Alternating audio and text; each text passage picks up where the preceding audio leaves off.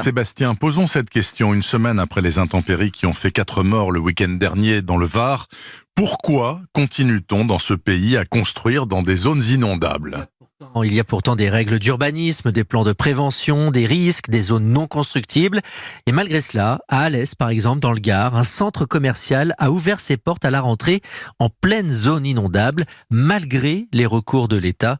Explication signée Justin Morin.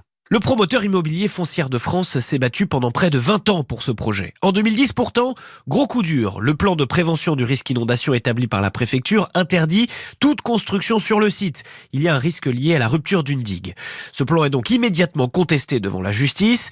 Ce n'est qu'il y a 2 ans, après 7 années de procédure, que le Conseil d'État et la Cour d'appel de Lyon l'ont définitivement validé. Ça n'a pourtant pas empêché le promoteur immobilier de lancer ses travaux, assure Rémi Coulet, président de l'association Saint-Hilaire Durable. Le promoteur a profité des permis qui lui avaient été attribués antérieurement pour poursuivre ses travaux, les mener à terme. Donc ça paraît d'autant plus invraisemblable à la lumière de cette inondation catastrophique de 2002. Il a bien été dit que suite aux inondations, évidemment, on allait tirer les leçons au niveau de l'urbanisation. La mairie d'Alès, qui a délivré le permis de construire, n'a pas souhaité répondre à nos questions. Le promoteur lui répond que tout a été fait dans les règles et rappelle surtout que le site a été épargné par les pires inondations de 1958 et 2002.